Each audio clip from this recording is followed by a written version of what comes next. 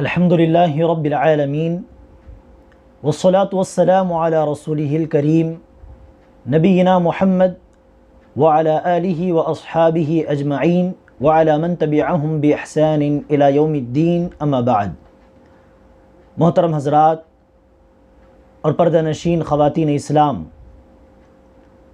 اللہ تبارک و تعالیٰ کی صفات کے تعلق سے، اسماء حسنہ کے تعلق سے چند پوائنٹس، چند نکات ہم نے پچھلے درس میں دیکھے ہیں، جن میں سے ہم نے ایک نقطہ یہ دیکھا، ایک پوائنٹ یہ دیکھا کہ اللہ تبارک و تعالیٰ کے نام کی جس طرح ہم قسم کھاتے ہیں، اللہ کی قسم، رب کی قسم، رحمان کی قسم، تو اسی طرح اللہ تبارک و تعالیٰ کی صفات کی بھی قسم کھا سکتے ہیں۔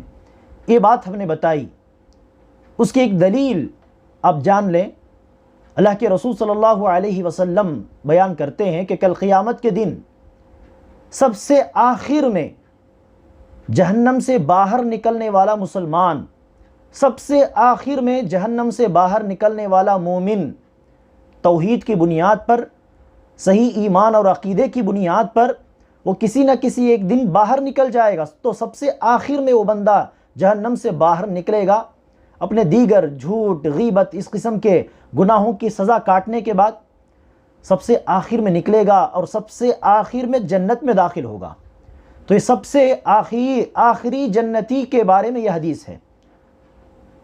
تو اس آخری جنتی کے بارے میں اللہ کے رسول صلی اللہ علیہ وسلم نے کہا کہ وہ باہر نکلے گا، اللہ تبارک و تعالیٰ سے کہے گا کہ اے اللہ، یہاں پر جنت کے باہر میرے لیے ایک درخت تو بنا دے، اور درخت کے نیچے پانی کا انتظام کر دے، ایک چشمہ میرے لیے پیدا کر دے، میں وہیں ہمیشہ ہمیشہ رہ لوں گا۔ اللہ تبارک و تعالیٰ کہے گا کہ ہاں، میں دینے کے لیے تیار ہوں، لیکن اس کے بعد کچھ نہیں مانگنا۔ تو بندہ کہنے لگے گا وَعِزَّتِكَ، تیرے عزت کی قسم،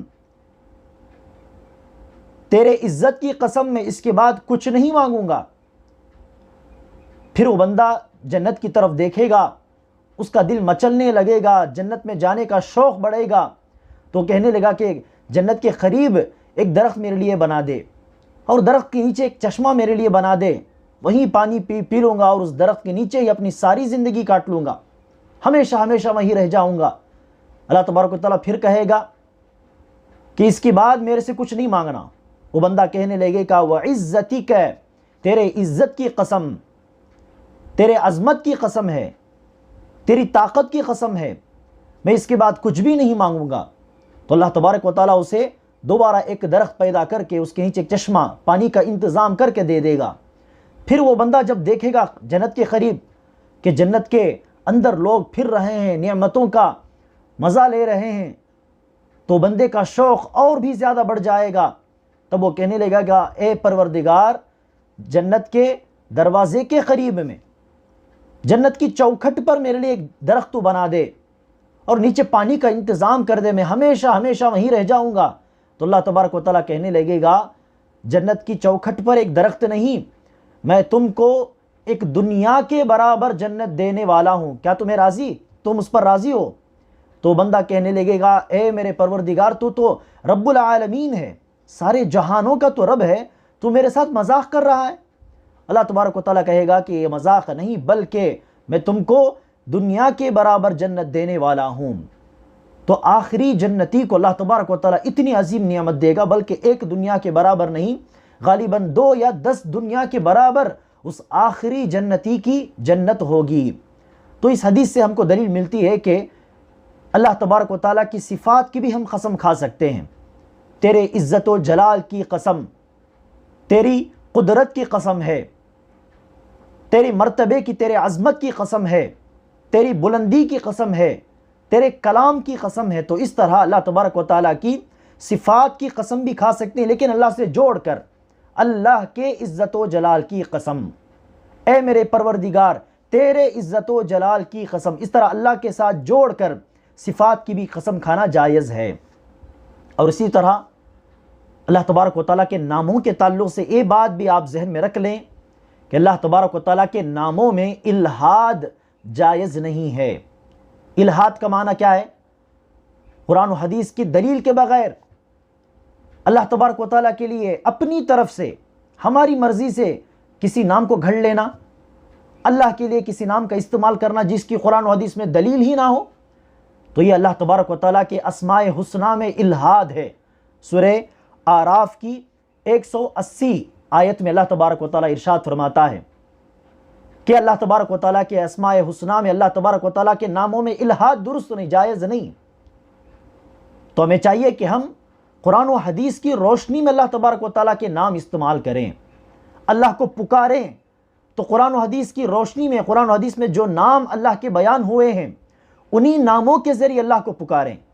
جیسے کہ اللہ نے بنی اسرائیل کی ایک آیت میں ارشاد فرمایا، قُلِ ادْعُوا اللَّهَ أَوِ ادْعُوا الرَّحْمَٰنَ أَيَّمَّا تَدْعُوا فَلَهُ الْأَسْمَاءُ الْحُسْنَىٰ، تم اللہ کہہ کر پکارو یا کہ رحمان کہہ کر اپنے پروردگار کو پکارو، اللہ کے خوبصورت نام ہیں، اسماء حسنہ ہیں، ان اسماء حسنہ میں سے جو نام چاہے تم استعمال کر کے اللہ کو پکار سکتے ہو۔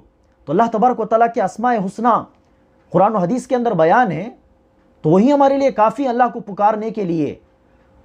تو اللہ تبارک و تعالیٰ کے نام کے طور پر، اسماء حسنہ کے طور پر قرآن و حدیث میں جو لفظ ثابت نہیں ہے اس کا استعمال کرنا جائز نہیں۔ ہاں، اسماء حسنہ کے ترجمے کے طور پر، ٹرانسلیشن کے طور پر آپ دوسری زبانوں میں کئی الفاظ استعمال کر سکتے ہیں جبکہ اس لفظ میں کوئی قباحت نہ ہو، کوئی غلطی نہ ہو۔ جی ہاں، کوئی غلطی نہ ہو تو ایسی صورت میں اسماء حسنہ کے ٹرانسلیشن کے طور پر آپ بیان کیجئے۔ جیسے رب کا ٹرانسلیشن ہم اردو میں پروردگار کہتے ہیں، پالنے والا، رزق دینے والا پروردگار کہتے ہیں، الحمدللہ۔ بطور ترجمہ آپ بیان کیجئے، اے پروردگار بلائیے، کوئی مسئلہ نہیں، وہ رب کا ٹرانسلیشن ہے۔ اور اسی طرح رحمان، رحیم، اس کا ترجمہ کرتے ہوئے اے رحم کرنے والے کہیے، کوئی مسئلہ نہیں ہے، رحمان اور رحیم کا ترجمہ ہے۔ تو اس طرح اللہ تبارک و تعالیٰ کے ناموں کا ترجمہ ہم اللہ کے لیے استعمال کر سکتے ہیں، اس کے ذریعے پکار سکتے ہیں اپنی اپنی زبانوں میں، جبکہ اس ٹرانسلیشن میں کوئی غلطی نہ ہو۔ اگر ٹرانسلیشن میں کوئی غلطی ہو تو اس کا استعمال جائز نہیں۔ اور اسی طرح اسماء حسنہ کی ٹرانسلیشن کے طور پر نہیں، ترجمے کے طور پر نہیں، بس ایسے ہی اپنی طرف سے ہم نے ایک نیا نام، اپنی طرف سے ہم نے اللہ کے لیے ایک نیا نام گھڑ لیا اور استعمال کرنے لگے، یہ بھی جائز نہیں۔ تو دو چیزیں آپ ذہن میں رکھ لیجئے، ترجمے کے طور پر غلط لفظ اللہ کے لیے استعمال کرنا یہ بھی جائز نہیں۔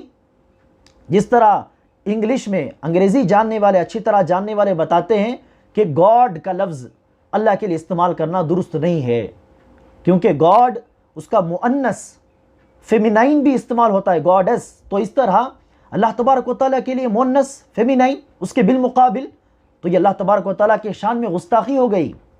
تو اس لیے گاڈ کا لفظ اللہ کے لیے مناسب نہیں، لوگ کہتے ہیں۔ تو اس طرح کے الفاظ کو چھوڑ دیجئے، اللہ کے لیے استعمال نہ کریں۔ تو ترجمے میں کوئی غلطی ہو تو اس لفظ کو استعمال نہیں کرنا چاہیے، یہ الحاد ہے۔ اور اسی طرح ترجمے کے طور پر نہیں بلکہ اپنی طرف سے ایک نیا نام اللہ کو ہم نے دے دیا، یہ بھی جائز نہیں ہے۔ جو نام قرآن و حدیث میں آئے ہیں اسی کا استعمال کرنا چاہیے۔ جس طرح کہ اردو بات کرنے والے اکثر لوگ اللہ تبارک و تعالیٰ کے لیے بار بار اکثر خدا کا لفظ استعمال کرتے ہیں، خدا کا لفظ۔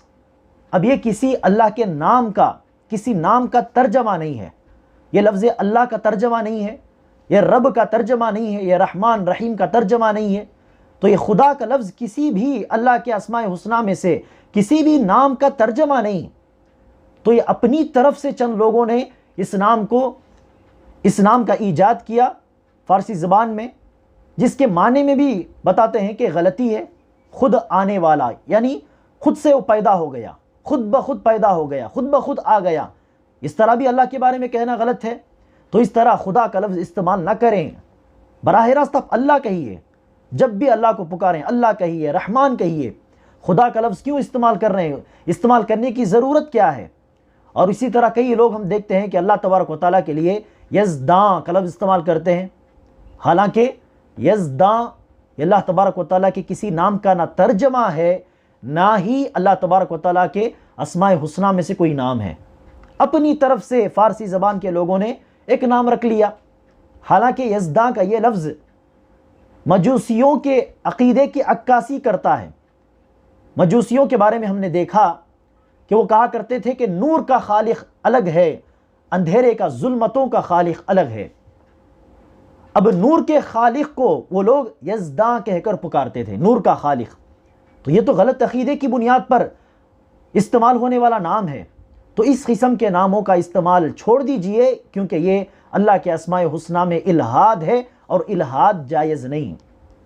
اور اسی طرح اسماء حسنہ، اللہ تبارک و تعالیٰ کے اسماء حسنہ اور اللہ کی صفات، ان تمام کو جتنا آپ پڑھیں گے، جتنا آپ سمجھیں گے گہرائیوں سے قرآن و حدیث کی روشنی میں، اتنا ہی اللہ تبارک و تعالیٰ کی معرفت ہم کو ملے گی، اپنے پروردگار کو ہم پہچانیں گے۔ اللہ تبارک و تعالیٰ کے اسماء حسنہ میں سے ایک نام ہے رحمان، ایک نام ہے رحیم۔ ذرا ان دونوں ناموں میں غور کیجئے۔ اللہ تبارک و تعالیٰ رحم و کرم کرنے والا، مہربان۔ اللہ تبارک و تعالیٰ کی کیا کیا مہربانیاں ہیں ہماری زندگیوں میں۔ اللہ تبارک و تعالیٰ کی کیسی کیسی رحمتیں ہماری زندگیوں میں پائی جاتی ہیں۔ دنیاوی زندگی میں آپ دیکھ لیجئے، ہر روز ہم کئی قسم کی غلطیاں کرتے ہیں۔ اگر اللہ ہماری غلطیوں پر پکڑنا شروع کر دے، ایک گھونٹ پانی بھی ہم کو نصیب نہیں ہوگا۔ لیکن اللہ تبارک و تعالیٰ ہم کو روزی دے رہا ہے، سب کھا رہے ہیں، پی رہے ہیں۔ اللہ تبارک و تعالیٰ کی مہربانی نہیں تو اور کیا؟ شریعت کے اعتبار سے ذرا سوچئے، اللہ تبارک و تعالیٰ کی کیسی کیسی مہربانیاں۔ کھڑے ہو کر نماز نہیں پڑھ سکتے، طاقت نہیں ہے، بیٹھ کر پڑھ لو۔ بیٹھ کر بھی آپ کو نماز ادا کرنے کی طاقت نہیں ہے، لیٹے لیٹے آپ نماز ادا کر لو۔ وضو کرنے کے لیے پانی میسر نہیں، پانی نہیں مل رہا، یا کہ پانی ہے لیکن استعمال کرنے کی طاقت نہیں، بیمار ہیں، بخار ہے، سر میں درد ہے، تیمم کر لو۔ تو اس طرح دیکھیں اللہ تبارک و تعالیٰ شریعت کو کتنا آسان بنایا۔ یہ اللہ تبارک و تعالیٰ کی رحمت، اللہ تبارک و تعالیٰ کا کرم اور مہربانی نہیں تو اور کیا ہے؟ تو اس طرح اللہ تبارک و تعالیٰ کی نام کو جتنا ہم پڑھیں گے، سمجھیں گے اور غور و فکر کریں گے، اتنا ہی اللہ تبارک و تعالیٰ کی معرفت، اللہ کی پہچان ہم کو حاصل ہوگی۔ اس سے بڑی دولت کیا ہو سکتی ہے؟ تو اللہ تبارک و تعالیٰ کو پہچاننے کے لیے اللہ تبارک و تعالیٰ کے اسماء حسنہ میں، اللہ کی صفات میں غور کرنے کی، اندر ڈوبنے کی ضرورت ہے۔ اور اللہ تبارک و تعالیٰ کے ان نام، اللہ تبارک و تعالیٰ کے ان صفات کے ذریعے اللہ تبارک و تعالیٰ کی قربت حاصل کرنے کی ہم کوشش کریں، اللہ کے قریب جانے کی کوشش کریں۔ اللہ تبارک و تعالیٰ کے ناموں کے ذریعے اللہ تبارک و تعالیٰ سے ہاتھ پھیلا کر دعا مانگیں، اے رحمان، اے رحیم، رحم کرنے والے مجھ پر رحم کر، اے معاف کرنے والے مجھے بخش دے، میرے گناہوں کو معاف کر۔ تو اس طرح اللہ تبارک و تعالیٰ کے نام کے ذریعے وسیلہ پکڑتے ہوئے دعا کرنا، تو اس طرح ہم اللہ تبارک و تعالیٰ کی قربت حاصل کر سکتے ہیں اسماء حسنہ کے ذریعے۔ تو اسماء حسنہ اور اللہ تبارک و تعالیٰ کی صفات کا یہ علم بہت عظیم علم ہے۔ تمام علوم میں یہی علم سب سے افضل اور بلند علم ہے، کیونکہ انہی اسماء اور صفات کے ذریعے ہم اپنے رب کو، اپنے پروردگار کو پہچانتے ہیں۔ اسی لیے ابن تیمیہ رحمہ اللہ نے کہا، اطیب ما فی الدنیا معرفتہ، اس دنیا میں سب سے بہترین چیز، سب سے نرالی چیز اللہ تبارک و تعالیٰ کی پہچان ہے۔ اللہ تبارک و تعالیٰ کی پہچان جو ہم حاصل کرتے ہیں شریعت کے علم کے ذریعے، اس سے بہتر کوئی کام ہی ہو نہیں سکتا، اس سے بہتر کوئی نرالا کام ہو ہی نہیں سکتا۔ اور آگے فرماتے ہیں، وَأَطْيَبْ مَا فِي الْآخِرَةِ النَّظُرُ إِلَيْهِ سُبْحَانَهُ وَتَعَالَى، اور آخرت میں سب سے بہترین چیز، سب سے بڑی نعمت ہے اللہ تبارک و تعالیٰ کا دیدار، اللہ تبارک و تعالیٰ کو دیکھنا۔ آگے ہم اسی کے بارے میں آج ہم گفتگو کرنے والے ہیں۔ اللہ تبارک و تعالیٰ کہ توحید کے تعلق سے ہم دیکھ چکے مختصر طور پر کہ پوری کائنات کا خالق و مالک اللہ ہے، معبود برحق صرف اللہ ہے، اور اللہ تبارک و تعالیٰ اپنی تمام صفات میں، تمام ناموں میں اکیلا اور تنہا ہے۔ اس میں اللہ تبارک و تعالیٰ کے ساتھ کسی بھی قسم سے شرک کرنا بہت بڑا گناہ ہے۔ اسی حالت میں کوئی بندہ مر جائے تو کبھی بھی جنت میں داخل ہو نہیں سکتا۔ اس لیے ہمیں شرک کے معاملے میں بہت ہوشیاری سے کام لینا چاہیے۔ دنیا کے معاملے میں تو میں اور آپ بہت ہوشیار ہیں، ہر چیز کو دیکھ کر پرکھ کر لیتے ہیں، بغیر تحقیق کیے کسی چیز کو خریدتے نہیں۔ ایسے میں دین کے معاملے میں احتیاطی نہ کرتے ہوئے غفلت کا شکار ہو کر شرک میں پڑ جانا، گمراہی میں پڑ جانا، اس سے بڑا گھاٹا کیا ہو سکتا ہے؟ تو ہم نے اللہ تبارک و تعالیٰ کی توحید کے تعلق سے مختصر گفتگو کی ہے۔ اب اس کے بعد انشاءاللہ کل قیامت کے دن اللہ تبارک و تعالیٰ کو ہم دیکھ سکتے ہیں، یا اس دنیا میں اللہ تبارک و تعالیٰ کو دیکھنا ممکن ہے یا نہیں، تو اس تعلق سے ہم گفتگو کریں گے۔ سب سے پہلی بات، اس دنیا میں اللہ تبارک و تعالیٰ کو کوئی دیکھ نہیں سکتا۔ کسی کی آنکھوں میں، سر میں جو آنکھیں، سر کی آنکھیں، ان آنکھوں میں اللہ تبارک و تعالیٰ نے کسی انسان کو یہ طاقت نہیں دی کہ وہ اللہ تبارک و تعالیٰ کو دیکھ پائے، اللہ تبارک و تعالیٰ کو دیکھ کر وہ برداشت کر سکے، اتنی طاقت نہیں۔ تو کسی بھی انسان نے، کتنا ہی افضل وہ انسان کیوں نہ ہو، نبی ہو، رسول ہو، کسی نے اللہ کو اس دنیا میں نہیں دیکھا۔ موسیٰ علیہ السلام نے اللہ تبارک و تعالیٰ سے درخواست کی کہ اے میرے پروردگار، میں تجھے دیکھنا چاہتا ہوں۔ اللہ تبارک و تعالیٰ نے کہا میں اپنی تجلی، اپنا نور اس پہاڑ پر نازل کروں گا، اگر اس پہاڑ کو آپ دیکھ سکتے ہو تو اس کے بعد آپ مجھے بھی دیکھ لو۔ لیکن اس پہاڑ پر اللہ کی تجلی ہوئی تو موسیٰ علیہ السلام اس منظر کو دیکھ کر برداشت نہیں کر سکے، بے ہوش ہو کر گر پڑے۔ تو موسیٰ علیہ السلام نے اللہ کو نہیں دیکھا۔ موسیٰ علیہ السلام سے بھی افضل رسول، تمام انبیاء کرام کے سردار اور سرتاج محمد صلی اللہ علیہ وسلم، انہوں نے بھی اللہ تبارک و تعالیٰ کو نہیں دیکھا اس دنیا کی زندگی میں۔ معراج کے سفر میں اللہ کے رسول نے اللہ سے ڈائریکٹ گفتگو کی، ملاقات ہوئی، لیکن کیا اس وقت اللہ کے رسول نے اپنے سر کے آنکھوں سے، اپنی نگاہوں سے اللہ کا دیدار کیا، اللہ کو دیکھا؟ نہیں دیکھا۔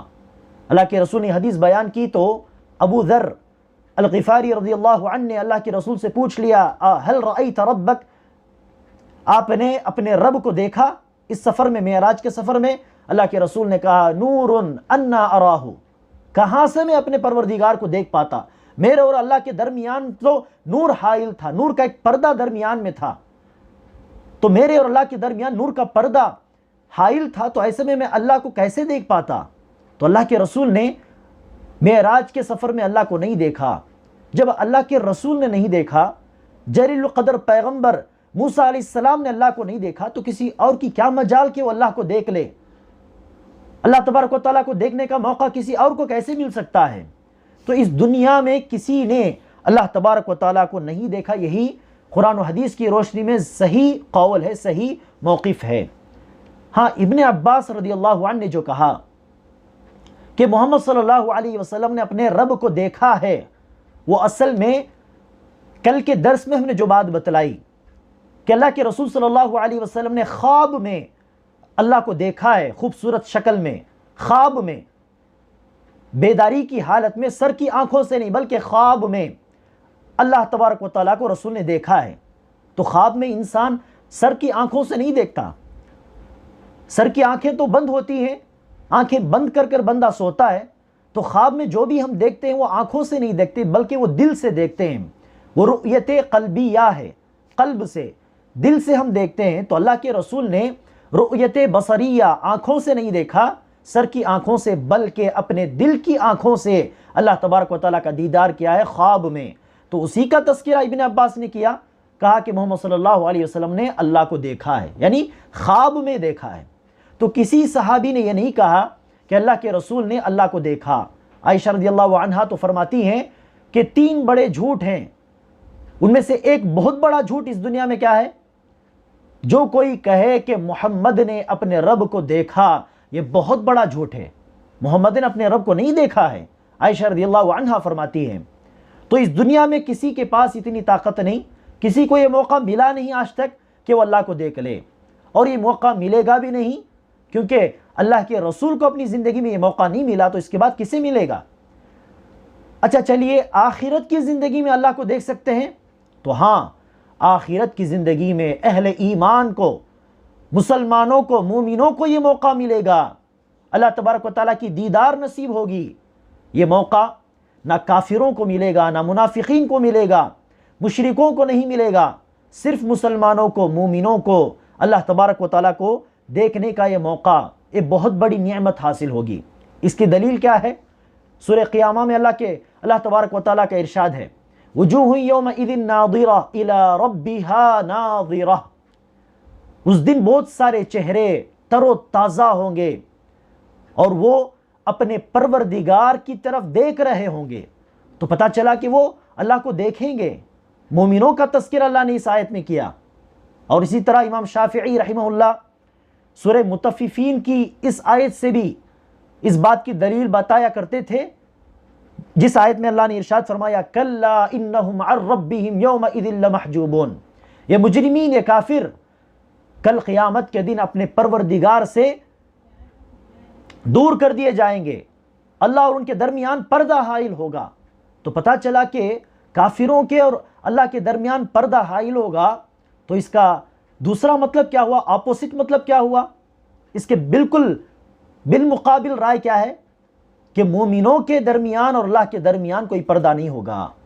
مومنوں کے اور اللہ کے درمیان کوئی پردہ نہیں ہوگا، ہاں مجرموں کے درمیان، مجرموں کے، کافروں کے اور اللہ کے درمیان حجاب ہوگا، پردہ ہوگا، وہ دور کر دیے جائیں گے، وہ اپنے رب کو نہیں دیکھ سکتے۔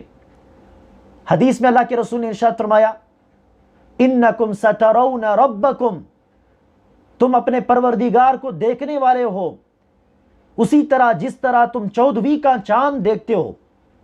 جھگڑا کرنے کی ضرورت نہیں، کسی سے کہنے کی ضرورت نہیں کہ بھائی ذرا نیچے بیٹھ جاؤ مجھے نظر نہیں آ رہا۔ 14ویں کا چاند دیکھنے کے لیے لڑائی جھگڑے کی ضرورت نہیں، ہر کوئی بندہ جہاں وہ کھڑا ہے کھڑے ہو کر بس اپنی نگاہیں اپنا چہرہ تھوڑا اوپر اٹھا لے گا تو 14ویں کا چاند نظر آ جائے گا۔ تو اللہ کے رسول نے کہا بالکل اسی طرح تم اپنے رب کو بھی دیکھنے والے ہو، تم نیچے رہو گے، اللہ اوپر بلندیوں میں رہے گا، تم اللہ کو بغیر کسی لڑائی جھگڑے کے تم اللہ کو دیکھ سکتے ہو۔ اور اسی طرح سورہ یونس کی ایک آیت میں جہاں اللہ نے ارشاد فرمایا للذین احسنوا الحسنى وزیادہ، جن لوگوں نے نیک کام کیے، اچھے کام کیے، اللہ تبارک و تعالیٰ ان کے لیے حسنہ یعنی جنت دینے والا ہے، وزیادہ، اور ایک دوسری بھی چیز ہے، ایک زائد نعمت بھی ہے۔ وہ زائد نعمت کیا ہے؟ اللہ کے رسول نے تفسیر کرتے ہوئے کہا کہ وہ اللہ تبارک و تعالیٰ کا دیدار ہے۔ جنت یہ نعمت ایک طرف تو اللہ کا دیدار دوسری طرف۔ جنت ایک بہت بڑی نعمت ہے تو اس سے بڑی نعمت اللہ کا دیدار ہے، اللہ تبارک و تعالیٰ کی رؤیت ہے۔ اللہ کے رسول نے حدیث میں یہ بات بھی بیان کی کہ کل قیامت کے دن جنتی جنت میں چلے جائیں گے، اللہ تبارک و تعالیٰ ان سے پوچھے گا تمہارے رب نے تم سے جو وعدہ کیا وہ تمہیں مل چکا ہے؟ وہ کہیں گے کہ ہاں ہم تو جنت میں آ چکے، ہم کو تو ہماری نعمت ہمیں مل چکی۔ اللہ کہے گا کہ نہیں، ایک اور چیز کا بھی اللہ نے تم سے وعدہ کیا، وزیادہ، ایک دوسری بھی نعمت، زائد نعمت تم کو ملے گی، اللہ نے تم سے وعدہ کیا تھا، وہ چیز تم کو نہیں ملی ابھی تک۔ پھر اللہ تبارک و تعالیٰ اپنے اور بندوں کے درمیان جو پردہ ہوگا اس پردے کو ہٹائے گا، لوگ اللہ تبارک و تعالیٰ کو دیکھیں گے۔ اس وقت ان کے ذہنوں میں یہی بات ہوگی کہ جنت تو کوئی نعمت ہے ہی نہیں اللہ تبارک و تعالیٰ کی دیدار کے سامنے، اللہ کی دیدار کے بعد جنت کو وہ بھول جائیں گے۔ تو جنت سے بھی عظیم نعمت ہے اللہ تبارک و تعالیٰ کا دیدار۔ اللہ تبارک و تعالیٰ مجھے اور آپ کو یہ موقع عنایت فرمائے، اللہ تبارک و تعالیٰ اس کے چہرے کی طرف دیکھنے کی سعادت مجھے اور آپ کو نصیب فرمائے، ہر مسلمان کو نصیب فرمائے۔ تو کل قیامت کے دن مسلمان مومنین اللہ تبارک و تعالیٰ کو دیکھیں گے اور یہی نعمت ان کے حق میں سب سے بڑی نعمت ہوگی۔ اسی لیے امام ابن تیمیہ رحمہ اللہ نے کہا اس دنیا میں سب سے بہت بڑی چیز اللہ تبارک و تعالیٰ کی پہچان ہے، اللہ کی معرفت ہے، اور کل قیامت کے دن سب سے بہت بڑی چیز، سب سے بہترین چیز اللہ تبارک و تعالیٰ کو دیکھنا ہے، اللہ تبارک و تعالیٰ کا دیدار ہے۔ اب جو لوگ کہتے ہیں کہ اس دنیا میں رسول نے اللہ کو دیکھا ہے اپنی سر کے آنکھوں سے، فلاں نے دیکھا، فلاں نے دیکھا، یہ بھی غلط۔ اور جو لوگ کہتے ہیں کہ کل قیامت کے دن بھی صحیح، اس دنیا میں بھی کوئی اللہ کو نہیں دیکھ سکتا، کل قیامت میں بھی کوئی نہیں دیکھ سکتا، نہ کافر دیکھ سکتا ہے نہ مسلمان دیکھ سکتا ہے، مومن، یہ بھی غلط۔ صحیح بات کیا ہے؟ اس دنیا میں کوئی اللہ کو نہیں دیکھ سکتا، انکلوڈنگ اللہ کے رسول محمد صلی اللہ علیہ وسلم، اللہ کے رسول نے بھی نہیں دیکھا۔ ہاں کل قیامت کے دن مومنین، تمام مسلمانوں کو، تمام مومنوں کو یہ موقع نصیب ہوگا۔ اللہ تبارک و تعالی ہمیں اس نعمت سے سرفراز کرے، آمین۔ السلام علیکم ورحمۃ اللہ وبرکاتہ۔